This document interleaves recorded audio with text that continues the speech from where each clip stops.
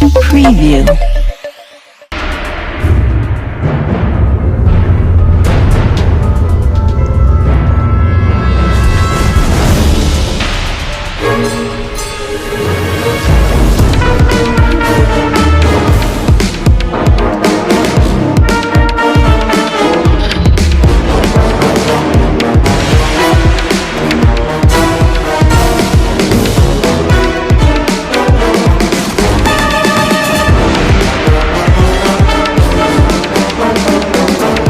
देखिए, बहुत दिनों से जो है तो हमारे को यहाँ से घाटी से कॉल आते रहते। किसी को जो है MRI के लिए 2 महीने का टाइम दे रहे, किसी को जो है मेडिसिन की चिट्ठी लिखकर बाहर की दे रहे, और कल जो है और कई कॉल ऐसे आते रहते कि जो घाटी में पेशेंट को वेंटिलेटर की जरूरत है और यहाँ पर वेंटिलेटर अवेलेबल नहीं रहते। अब वो वेंटिलेटर अवेलेबल नहीं है, इस ताल्लुक से कल मुझे एक पेशेंट का कॉल आया। उसने बताया कि पेशेंट सीरियस है, उसको वेंटिलेटर की जरूरत है, और यहाँ पर जो है घाटी में वो पेशेंट के रिश्तेदार के हाथ में पंप दे दिए और वो पंप दबाते बैठा ऑक्सीजन के लिए। तो हम ये पूछने के लिए आए कि आज हम 21वें शतक में चल रहे हैं, हमारा GDP जो है तो 5 ट्रिलियन से आगे चल रही।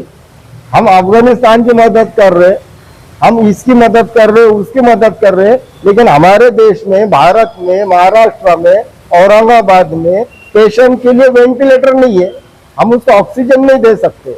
और जब मैंने ये बात घाटी के डीन श्रीमान शिवाजी सुकरे साहब, इनको कॉल किया मैंने, और इनको मैंने कॉल करके पेशेंट का नाम बताया।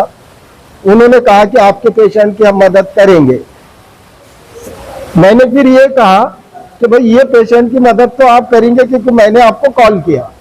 बहुत सारे पेशेंट है जो मुझ तक नहीं आते, वो पेशेंट के लिए आपके पास क्या योजना है?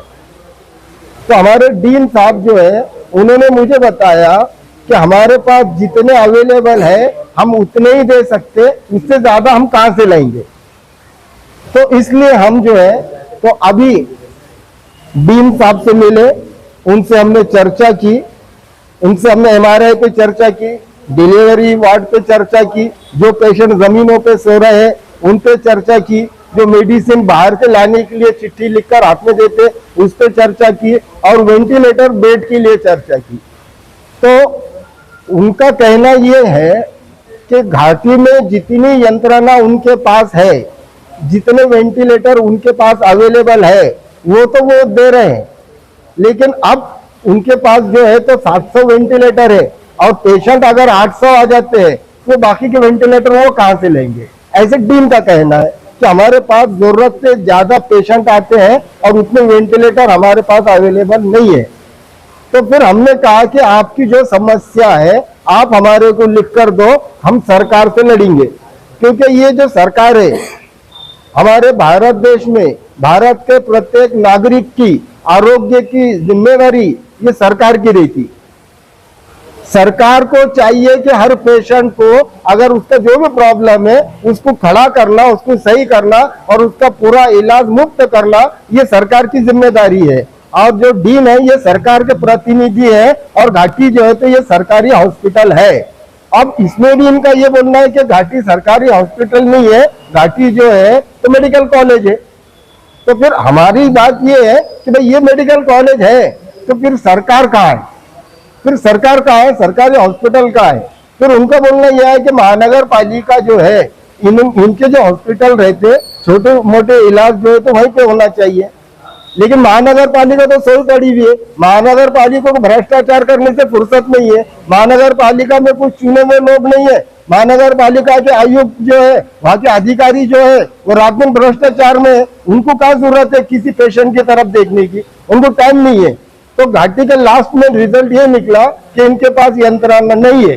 तो अब हम महाराष्ट्र सरकार को आने वाले 1 तारीख तक अगर ये सिस्टम सही नहीं हुआ तो लोक विकास परिषद, औरंगाबाद के पालक मंत्री श्रीमान संजय सिरसाट इनके ऑफिस में आंदोलन करेंगी। उसी तरह औरंगाबाद के जो खासदार है श्रीमान संदीपान भुमरे, इनके भी घर पे आंदोलन करेंगे। 1 तारीख को एक ही दिन दोनों नेताओं के घरों पर या ऑफिस पर लोक विकास परिषद आंदोलन करेंगी।